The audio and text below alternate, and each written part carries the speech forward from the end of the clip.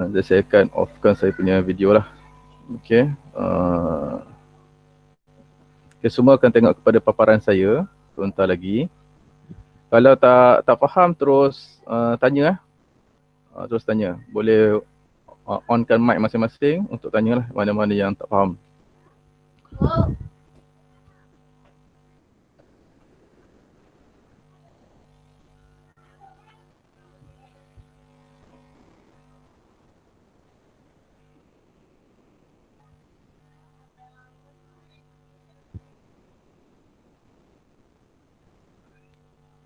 Okey. Tak nampaklah saya punya paparan.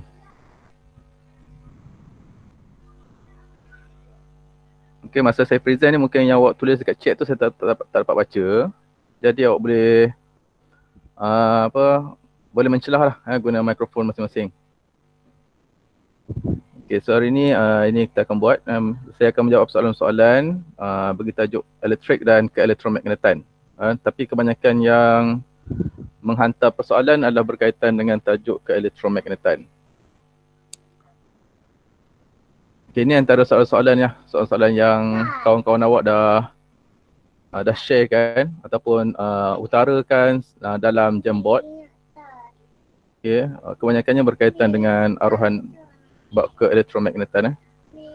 Hanya ada dua sahaja yang melibatkan kepada bab elektrik, itu berkaitan dengan internal resistance dan juga potential difference. Okay, sekarang kita pergi yang pertama, bagaimana untuk menentukan arah arus aruhan. Okay, yang ni yang kita belajar secara online lah. Jadi ramai tak nampak bagaimana untuk menentukan arah, bagaimana kita nak tentukan arah arus aruhan. Okay, kat sini saya letakkan ada 4 gambar. Okay, gambar yang atas ni merupakan yang menggunakan konduktor lurus yang memotong medan. Oh, terlebih pula G. Okay, konduktor lurus. Okay. Yang bawah ni dia punya application lah. Application yang menggunakan penjana arus ulang alik.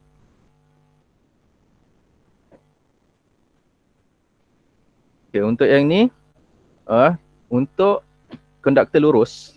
Okay, konduktor lurus. Yang ni kita gunakan petua ataupun hukum Fleming tangan kanan. Okay.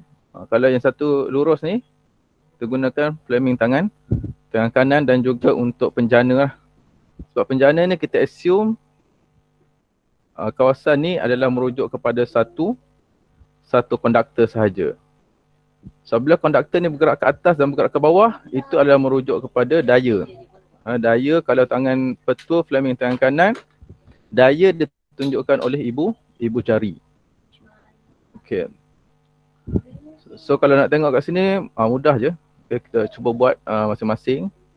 Okay, rajah yang atas, rajah yang atas. Okay. Daya ke bawah, so ibu jari ke bawah. Ya. Kemudian tarik jari telunjuk, jari telunjuk turutkan tunjuk daripada utara ke selatan. So akan dapat nilai ni lah P ke Q. Okay, itu ni 4 rajah ni kita nak tentukan arah arus aruhan gunakan petua tangan kanan Fleming. Ataupun hukum Fleming tangan kanan. Yang penting mana-mana lah. Fleming left hand rules. Bahasa Inggerisnya Fleming left hand rules. Petua tangan kanan Fleming. Hukum tangan kanan Fleming. Okay. Ini yang pertama. Kalau nampak je bentuk, kalau ada kita nampak satu berbentuk konduktor, kita gunakan hukum tangan kanan Fleming. Okay. Soalan yang kedua, bagaimana untuk menentukan arah? Bagaimanakah menentukan arah elektromagnet dan menentukan graf untuk generator AC dan juga DC. Okey, ni berdasarkan kepada awak punya nota sebelum ni. Saya satukan keempat-empat gambar rajah. Okey, ini adalah direct current, arus terus. Macam mana kita nak tahu arus terus? Dia ada commutator je, commutator dan juga carbon brush. Ada separuh-separuh ni menunjukkan kepada direct current. Okey. Rajah, untuk melukis rajah atau menentukan bentuk graf bagi penjana arus terus dan arus ulang-alik, kita perlu perhatikan arah pesongan jarum pada galvanometer. Okey, ini galvanometer. Okey, galvanometer. Kita nak tengok pesongan pada galvanometer. Okey, sekarang ni arus terus. Perhatikan rajah 1 dengan rajah 3. Rajah 1 dengan rajah 3, arah pesongannya sama. Kedua-duanya terpesong ke arah kanan. Okey, yang 2 dengan 4 ni kita tak payah tengok lah. Sebab 2 dan 4 ni arus tak mengalir. Kita nak tengok 1 dengan 3 je. Okey, arah dia kedua-dua sebelah kanan. Kenapa arah kedua-duanya sebelah kanan? Okey, kita tengok dekat atas. Arus ni mengalir daripada arah dia. Sama tak arah? Arah arus tu sama. Okey. Jadi apabila arah dia sama, so dia akan terpesong ke kanan lah. Dan arus ni boleh berubah. Macam mana arus ni boleh berubah? Jika kita tukar arah pesongan, arah putaran. Okay.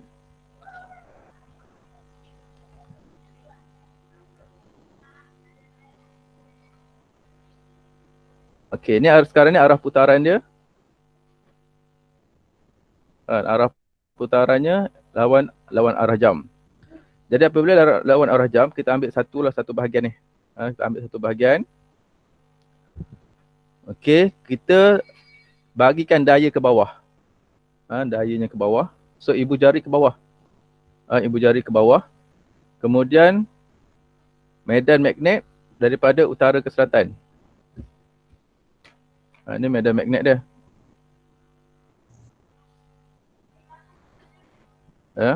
Okey, ini daya. Okey, so sekarang daya dengan medan magnet adalah berserenjang. Okey, so gunakan petua tangan kanan Fleming. Jadi kita akan dapat arah arus daripada B pergi ke A. Itu arah arus. Okey, ada soalan nak tanya?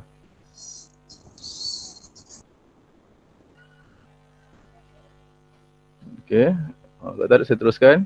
Okey, so kita dapat arah daripada B ke A. So dia akan mengalir ke sini lah. Kita lengkapkan dia punya arus. So nampak pesongannya ke kanan. Okey. Tapi kalau kita ubah dia punya putaran, kita ubah putaran, dia dah jadi lain lah. Jadi yang sebelah B dengan CD ni akan jadi ke bawah pula. Nanti buat nanti semula. Tengok macam mana. Okey.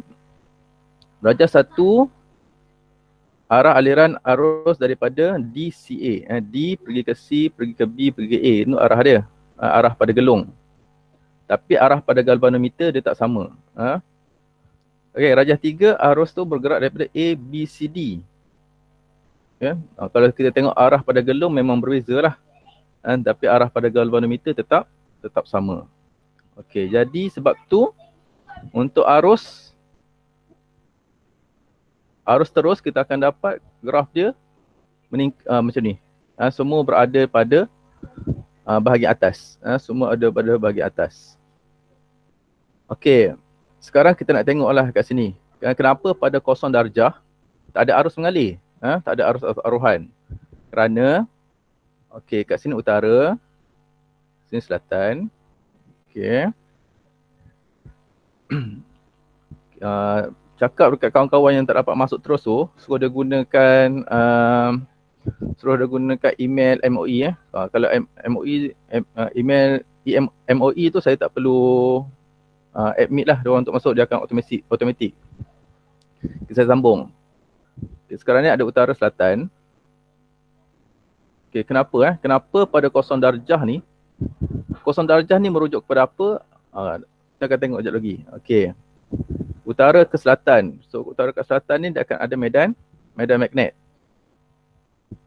Okey, medan magnet ni ada yang tanya, cikgu apa beza medan magnet dengan flux? Flux tu adalah medan. Garis-garis medan ni, saya tak lukis ni adalah merujuk kepada flux magnet. Okey, ini flux dia. Okey, kemudian saya nak gerakkan gelung ni. Saya akan bagi daya. Warna hijau tu daya. Jadi sekarang ni daya saya dengan garis medan adalah selari. Okay, kalau kita belajar selari, dua garis yang selari macam ni, sudutnya adalah samaan dengan sifar.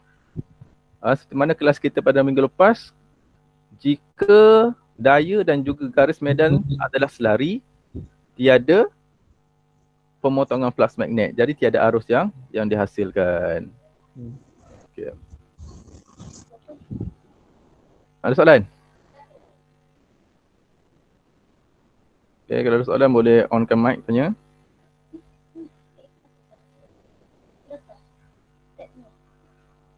Okay, tak ada je.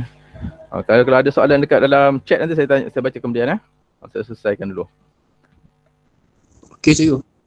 Okey, sekarang ni kenapa semakin lama semakin meningkat ni? Okey, sebab flux magnet ni apa dia punya mula macam ni. Sekejap, yang ni 90 darjah kan. Mula macam ni kedudukan dia. Okey, dia tegak. Masa dia tegak kemudian dia akan jadi sengit. Masa sengit tu dia sengit kan. Sengit ni maksudnya tak maksimum lah. Jadi dia punya angle tu bertambah. Jadi apabila kita tengok yang ni 270 270. Okey, yang hijau ni dia punya medan utara selatan. Daya kita letak daripada atas ke bawah. Ini daya. So, daya ni memotong pada sudut yang maksimum. Memotong pada sudut yang maksimum.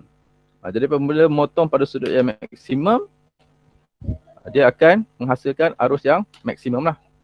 Okey, ini medan. Okey, kadang-kadang daya dia boleh secara kat tepi. Yang ni tidak maksimum.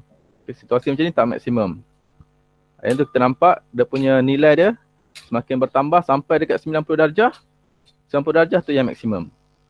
Okey, sampai kemudian 180. Kenapa jadi 180? Sebab arah dia. Arah dia yang bertentangan. Arah dia bertentangan. Sebab tu dia akan jadi 190 tu. Okey, itu nampak untuk graf bagi arus terus. Okey, yang ni pula untuk arus selang alik. Arus selang alik ni dia ada dua gelang gelincir. Ada dua gelang gelincir. Okey, kita rujuk nombor 1 dengan nombor 3 je. Sebab nombor 2 dengan nombor 4 confirm lah. Confirm tak ada arus yang mengalir sebab daya dan juga medan magnet. Ini daya Okey, hitam tu medan magnet. Hitam adalah daya, yang merah saya lukis ni adalah medan magnet. Jadi arah dia selari. So bila arah dia selari, tiada pemotongan flux magnet. Untuk nombor 1, okey, yang merah yang saya lukis ni adalah medan magnet ataupun flux magnet. Okey, daya yang warna hitam. So daya ni dia berserenjang dengan medan magnet. Okey, masa itulah berlakunya pemotongan flux. Okey, kita tengok. Ni pusingan dia putaran secara lawan jam. Okey, tengok kat sini. Arus yang keluar dekat carbon brush. Okey, nombor 1, arus keluar daripada P ke Q. Okey, ikut dia punya lita ni. So dah akan lengkap lah. Okey, so dia bergerak daripada P ke Q. Tapi untuk nombor 3, arus ni bergerak daripada, tengok bawah ni. Dia mula dengan P dulu. P pergi ke, dia mula daripada Q pergi ke P. Itu perbezaan dia. Jadi kita akan nampak pada galvanometer ni, arah dia berubah. Ke kanan dan juga ke kiri. Itu nampak dia akan terhasilnya arus ulang alik. Kita dapat bentuk yang macam ni lah. Ini fasa yang pertama, separuh kitaran pertama dia akan berada pada nilai positif, dan putaran yang kedua dia akan berada pada nilai nilai negatif. Dia bukan nilai negatif maksudnya, tapi dia pada arah yang bertentangan. Dalam graf kita nampak dia negatif, tapi sebenarnya arus ni dia apa? DG ini dia adalah arus apa vektor kan, quantity vector. Jadi negatif tu menunjukkan dia pada arah yang bertentangan. Okey, penerangan dia samalah masa Skifa ni sebab pendudukan macam ni tiada pemotongan flux. Okey, pada 90 darjah yang ini adalah pemotongan flux yang maksimum. Jadi dia akan menghasilkan arus yang maksimum lah. Okey, andaikan P ke Q adalah positif dan aliran daripada Q ke P adalah negatif. Okey, ini perbezaan. Kita nak tentukan macam mana arus terus dan juga arus alik pada graf berdasarkan kepada penjana AC dan juga penjana DC. Okay, soalan yang berikutnya, macam mana kita nak gunakan tangan ni? Banyak sangat petua tangan. Petua genggaman tangan kanan, petua tangan kanan Fleming, petua tangan kiri Fleming. Okey, yang pertama petua genggaman tangan kanan. Okey, petua genggaman tangan kanan ni ada dua lah kegunaan. Yang ni yang pertama kalau untuk satu wire. Okey, untuk satu wire, petua genggaman tangan kanan ni kita nak tentukan arah medan. Okey, arah medan. Ibu jari dia akan tunjukkan arah arus daripada positif ke negatif. Itu arah arus lah. Arus mengalir daripada positif ke negatif. Manakala empat jari yang lain tu dia menunjukkan arah medan magnet. Okey, kalau situasi dalam rajah ni adalah merujuk kepada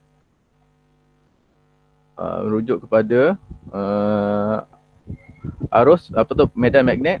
Medan magnet bergerak secara lawan jam, arah lawan jam. Okey. Kalau bergerak ke bawah, dia pusingkanlah kan. Positif, negatif. Pusingkan tangan, kita akan dapat bentuk yang macam ni lah. Dia punya medan dia. Arah medan. Okey. Yang ni pula adalah untuk solenoid. Solenoid kita boleh juga gunakan petua genggaman tangan kanan untuk menentukan arah medan jugalah. Sebenarnya arah medan. Okey, empat jari ni menunjukkan arah arus, ibu jari ni menunjukkan arah medan. Arah medan dia macam ni. Okey, ni arah medan lah. Okey. So arah medan ni kita tahu kalau arah medan bergerak kedudukan yang macam ni, maksudnya kat sini utara. Sebab tu saya ajar sebelum ni, ibu jari adalah menunjukkan arah utara. Kalau belajar semasa form 3, untuk magnet bar, ada utara, ada selatan. Kalau lukis medan magnet, awak akan lukis daripada utara pergi ke selatan. Itu masa yang awak belajar masa form 3 lah. Okey. Itu melibatkan kepada genggaman tangan kanan. Okey, ini rumusan lah. Rumusan. Okey, kalau melibatkan kepada satu wayar ataupun satu konduktor pembawa arus, kita gunakan petua genggaman tangan kanan untuk tentukan dia punya arah medan. Dan juga kalau untuk solenoid pun sama, kita ketentukan utara. Kat utara tu baru kita tahu dia punya arah medan ke mana lah. Okay. Seterusnya, bagaimana nak tentukan hukum nak guna Fleming left hand rules dengan Fleming right hand rules kalau dalam soalan? Okey, ini saya tunjukkan. Okey, Fleming left hand rules. Okey, ini kita gunakan untuk motor. Ini petua motor lah. Dia panggil sebagai petua motor. Dan kalau untuk dah ada tulis kat sini kan, motor. Kalau untuk right hand rules, kita gunakan untuk generator ataupun induced current. Okey, macam mana kita nak tentukan dalam soalan? Soalan tu berkaitan dengan motor ataupun berkaitan dengan generator. Okey, kita tengok dekat rajah ni. Okey, tengok ini. Okey, awak nampak kat sini ada bateri. Okey, kalau ada bateri itu adalah motor. Ada bateri itu adalah merujuk kepada motor. So apabila motor, kita akan gunakan petua tangan kiri Fleming. Okay, ada soalan? Tak ada cikgu. Tak ada okey. Okey, kalau untuk generator kita tengok dekat litar, pada litar tu ada bateri ke tak? Tak ada bateri, ataupun tak ada sumber kuasa. Kalau tak ada sumber kuasa, itu adalah generator. So generator gunakan petua tangan kanan Fleming, generator, generate okey, motor guna yang kiri. Okey, macam mana kita nak tentukan? Macam ni. Ibu jari tunjukkan arah, ni left hand rules. Awak tak boleh, maksudnya kat sini kena betul-betul faham lah macam mana kita nak guna left hand rules. Daya kita gerakkan ke atas atau ke bawah. Biasanya untuk left hand rules ni kita nak cari ke mana dia bergerak. Left hand rules kita nak cari ke mana dia bergerak. Fleming right hand rules kita nak cari ke mana arus tu bergerak. Okay, saya ulang. Untuk petua tangan kiri Fleming, kita nak cari ataupun kita nak tentukan ke mana konduktor tu bergerak. Okay. Petua tangan kanan Fleming, kita nak cari ke mana arus dalam konduktor bergerak. Tu beza dia. Okay. So kat sini maksudnya yang pertama, kita akan gunakan, ni nombor 1. Kita cari medan magnet. Yang kedua, kita gunakan untuk current. Current tu pergi ke mana? Barulah kita dapat tentukan ke mana dia punya direction. Okey. Itu step nak guna untuk petua tangan kiri Fleming. Untuk petua tangan kanan Fleming, stepnya adalah pertama kita tentukan dia punya arah medan. Yang kedua, kita tak cari dekat mana dia punya konduktor tu bergerak, ke atas ke bawah. Dan yang ketiga, Allahu Akbar. Dan yang ketiga barulah kita cari arus tu ke mana. Okey, dah terconteng dah saya punya ni. Okey, so teruskan. Okey, soalan yang seterusnya. Cikgu, apa beza flux? Apa itu flux magnet? Okey, flux magnet tu adalah merujuk kepada garis-garis medan. Ni garis medan. Dalam masa yang sama kita panggil juga sebagai flux magnet. Itulah dia. Okey, soalan berikutnya, cikgu, flux magnet ni kebocoran flux ataupun flux leakage. Kebocoran flux tu macam mana berlaku? Okey, flux magnet ni kita jumpa apabila awak belajar tentang transformer itu. Okey, dalam transformer ada kebocoran flux. Okey, kebocoran flux tu terhasil macam ni lah mula-mula. Okey, ni dekat primary coil primary coil kat sini ada kuasa lah. Bekalan kuasa yang kita guna kat sini adalah arus ulang alik. Okey, arus ulang alik. So bila arus mengalir dalam coil, so dia akan menghasilkan medan magnet. Ini kita belajar semasa 3.1. Okey. So kat sini dia ada dua konsep. Okey, konsep yang sebelah kiri ni adalah elektromagnet. Okey. Konsep yang sebelah kanan adalah induced current. Aruhan.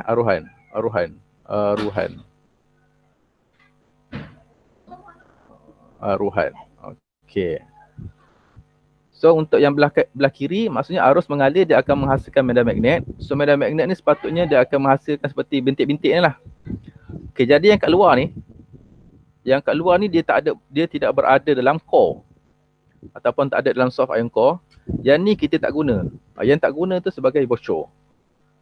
Yang membazir lah, yang kita bazirkan. Yang di luar kawasan ni yang dibazirkan.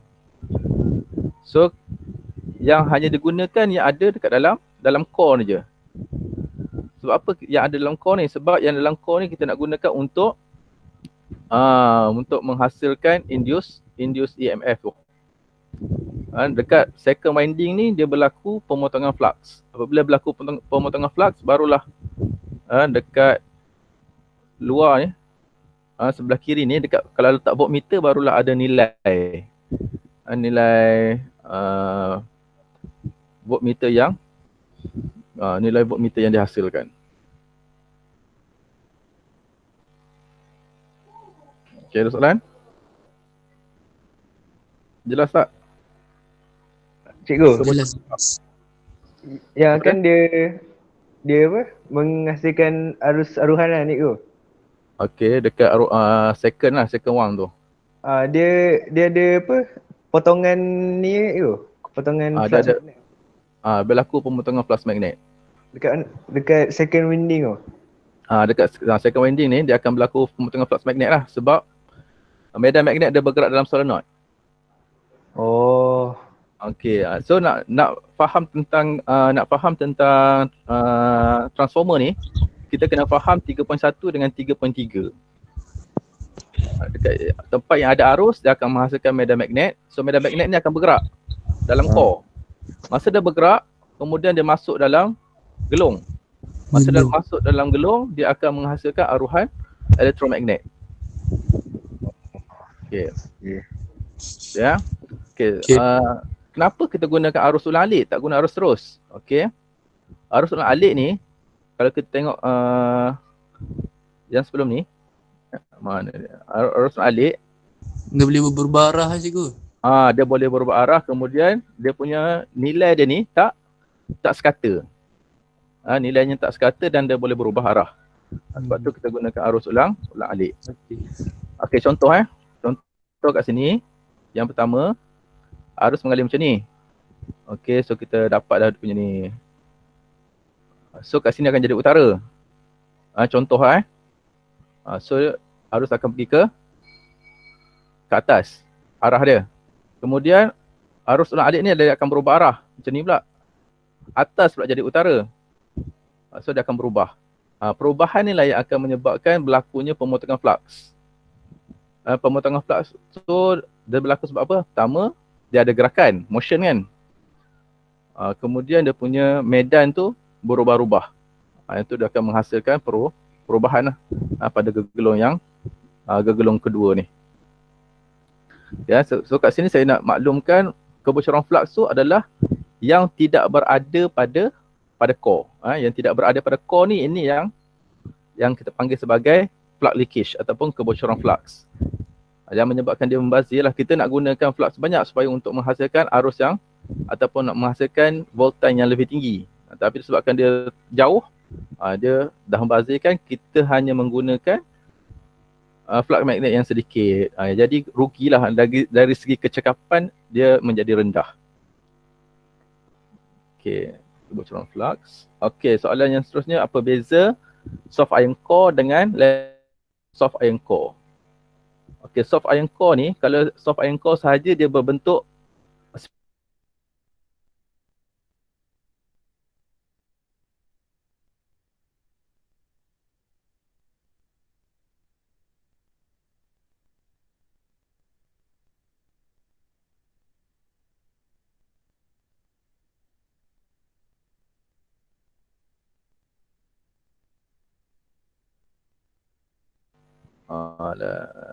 okey macam ni. Okey, kan dia punya medan tu sentiasa berubah kan. Mula ke kiri, ke kanan, dia akan berubah-ubah. Okey, semasa pertukaran medan ni, dia akan mewujudkan arus pusar. Arus pusar ni dia ataupun bahasa Inggeris eddy current. Eddy current ataupun arus pusar ni dia akan produce haba yang tinggi lah. So haba yang tinggi tu dia akan mengurangkan kecekapan transformer. Jadi bagaimana nak kurangkan arus pusar? Kita akan buatkan soft iron core tu berlapis-lapis. Maksudnya dia ada satu, ni contoh potongan daripada atas. Okey, ni soft iron core. Antara soft iron core tu dia akan letakkan dengan satu konduktor. Satu penebat. Letak penebat sikit. Lepas tu letak lagi satu. Dia berlapis-lapis lah untuk menghasilkan laminated soft iron core tu. So laminated soft iron core ni dia dapat mengurangkan arus pusar ataupun dapat mengurangkan kehilangan haba lah. Dia berlapis-lapis. Kalau awak ada buka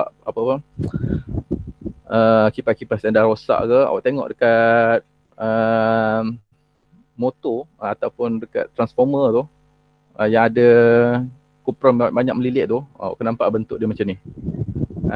Dia berlapis-lapis. iaitu laminated soft iron core. Berbeza dengan soft iron core lah. Soft iron core dia tunggal, dia sebiji je macam tu. Dia tak ada lapis-lapis. Function dia sama sebab dia soft iron core juga. Soft iron core ni dia mudah untuk dimagnetkan. Cuma dia punya beza adalah pada laminated. Berlamina bahasa Inggeris, bahasa Melayu berlamina. Bahasa Inggeris laminated. Okey, ada soalan lagi berkaitan dengan bab elektromagnet. Okay, kita tengok ni ada kawan tanya bagaimana untuk menentukan arus, bagaimana untuk menentukan rintangan dalam. Rintangan dalam menggunakan graf. Okey. So berdasarkan kepada rumus, rumus E sama dengan V tambah IR. Okey, yang ni kita susun semula. Kita akan dapat V sama dengan negatif R I tambah dengan E. Okey. Itu kita buat samakan dengan rumus gaya lurus MX plus C. So nak dapatkan dia punya rintangan dalam tu kita dapatkan daripada kecurunan graf. Okey, kecurunan graf adalah merujuk kepada rintangan dalam. Pintasan pada Y adalah merujuk kepada nilai DGE. Nilai DGE lah.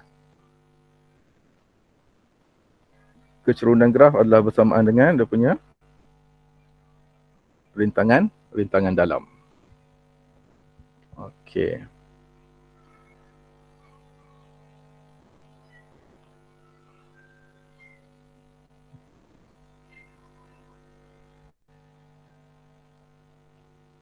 Ada soalan? Kita buka untuk soalan sekarang.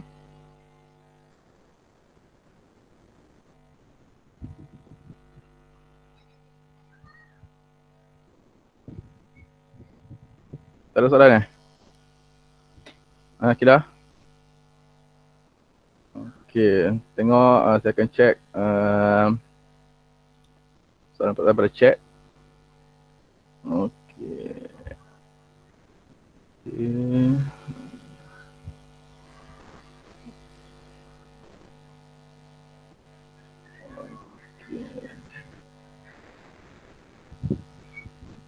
Okey, eddy current. Okey, eddy current ni arus pusat saya dah tunjukkan tadi. Eddy current ni dia terhasil apabila flux magnet yang berubah-ubah. Semasa perubahan flux magnet tu, dia akan menghasilkan eddy current. Macam mana nak elakkan kebocoran flux? Okey, Adriana, macam mana nak elakkan kebocoran flux? Okey, kebocoran flux kita boleh kurangkan dengan menggunakan dengan cara apa? Kita pasang tu. Kita dekatkan gelong ataupun gelong primer di dalam gelong sekunder. Okay, nanti saya tunjukkan. Okey, macam mana nak elakkan kebocoran flux. Lilitkan gegelung primer dengan ni dah jawab dah ni, Aisyah Safiah dah jawab dah. Lilitkan gegelung primer dengan gegelung sekunder lebih rapat antara satu sama lain. Okey, Adriana, itu jawapan untuk soalan awak. Okey. Okey, dan ni nak fikir dulu mana yang tak faham. Okey. Okey, adalah Ali. Okey. Tak ada soalan ke? Yang lain-lain? Sebelum kita saya buka kepada soalan. Boleh on awak punya mic kalau nak tanya soalan. Okey, Haziq. Haziq ni dia setakat ni okey. Sebab siapa nak keluar kat sini saya nak ambil gambar ni.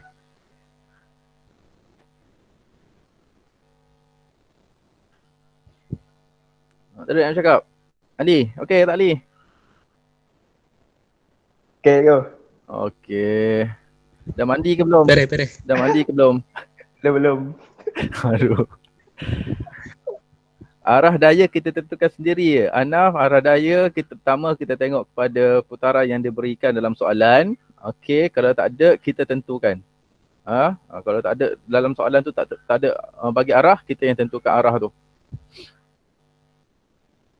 Oh, Azli, kefahaman Melanda. Okey.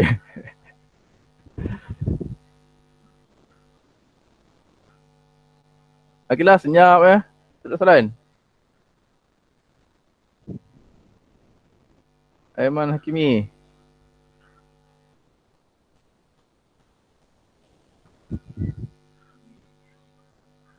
Apa lagi tengok ni? Ada Humaira.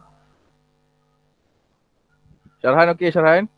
Oh, Syarhan okey. Razi tak faham yang mana? Razi tak faham yang mana, Razi?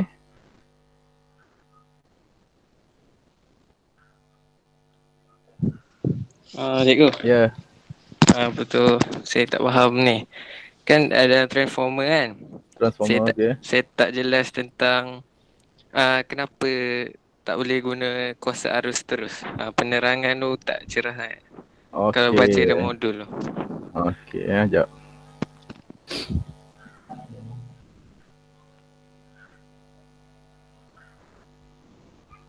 Okey, sekarang saya nak terangkan sebab Razi tanya kenapa arus terus tak boleh nak guna. Kita gunakan satu contoh kat sini.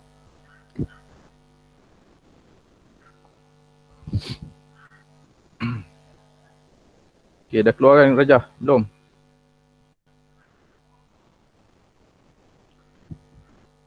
Okey, ni contoh untuk kalau kita gunakan arus terus Ni saya sambungkan dengan bateri.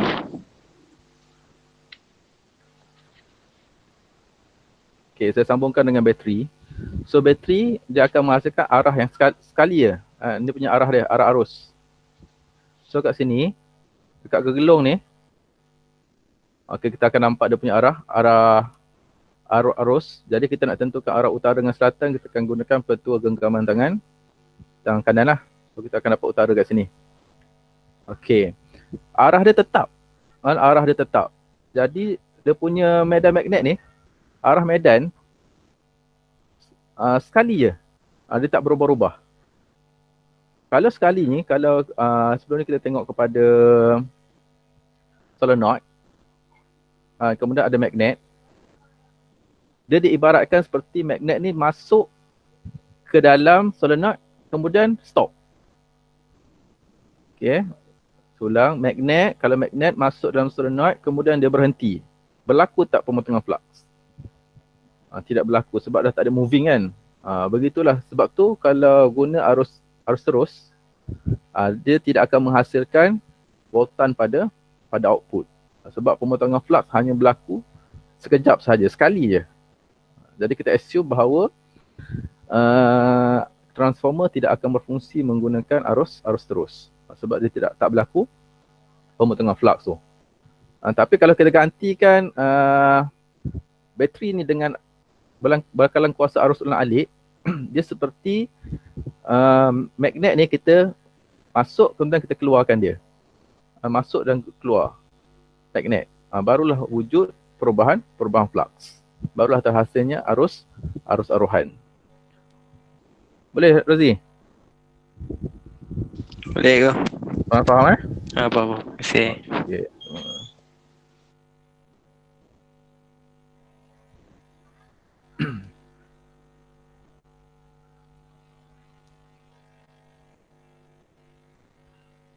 Okay.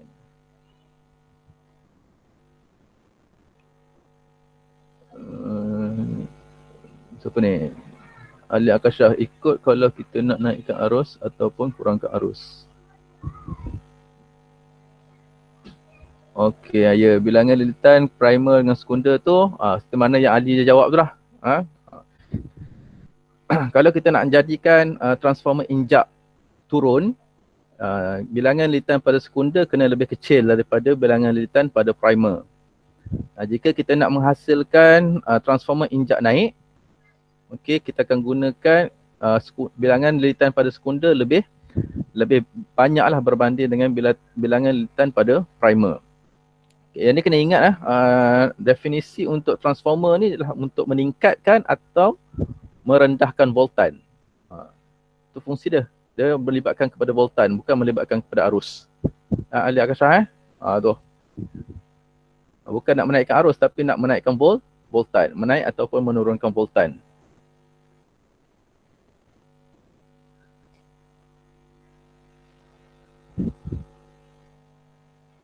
Okey. Nak naik sekunda lebih banyak, nak turun sekunda lebih sedikit. Okey. Bila nak guna N, okey, nak guna NP per NS sama dengan VP per VS.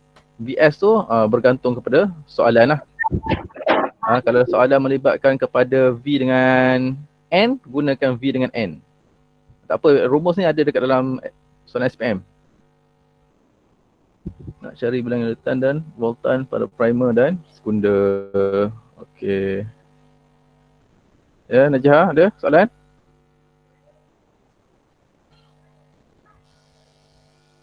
Okey. Okey, Syah Safia, okey.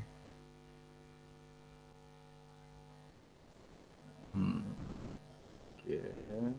Kreatur, Mardiah faham. Ada Ali faham. Okey, dah kalau ada watt dalam soalan tu. Okey, kalau ada watt dalam soalan tu dia akan gunakan power lah. Sebab watt adalah unit untuk power, kuasa. Okey. Okey, yang ni kalau yang guna watt ni kalau ada watt gunakan P sama dengan VI. Gunakan VI tu. VS IS sama dengan VP IP.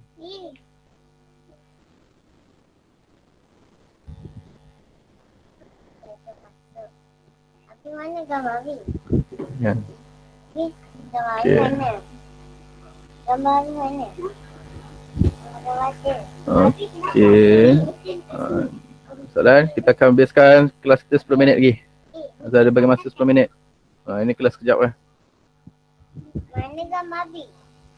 Okey, kalau 100% VI, ya, kalau transformer transformer unggul kan, transformer unggul. Transformer unggul ni maksudnya dia punya, kita assume ataupun kita anggap tiada haba yang hilang dalam transformer tu. Okay, kalau transformer unggul maka kita akan gunakan power input sama dengan power output.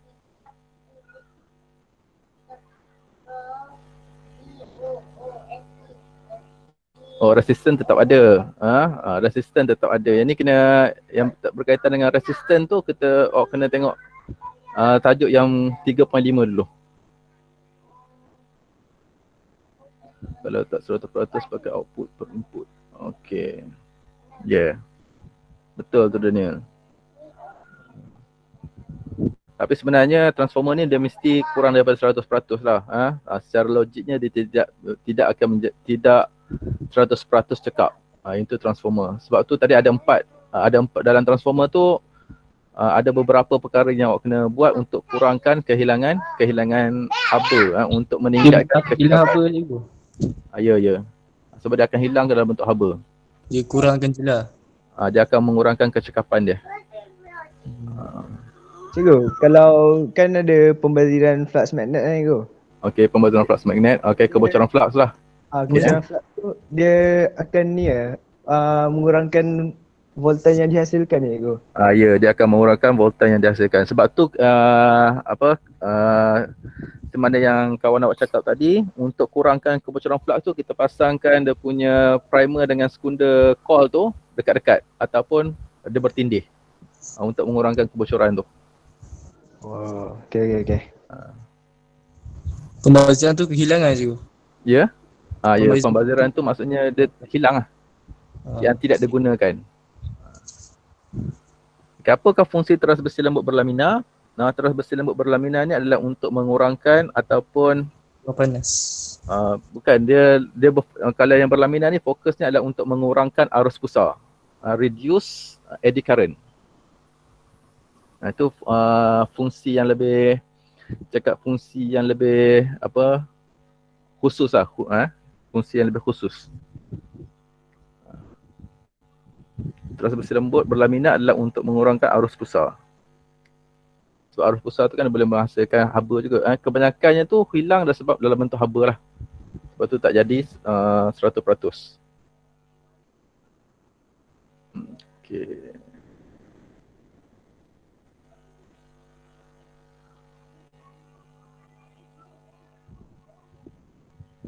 Okay, kalau tak ada soalan kita bolehlah kita akhir kelas kita. Okay. Boleh ke? Boleh. Boleh lah, kita sambung lain kali pula. Nanti ya.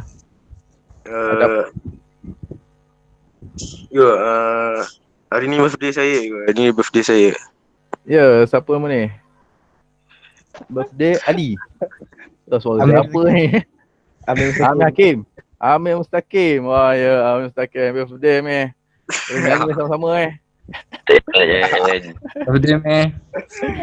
Okay, Birthday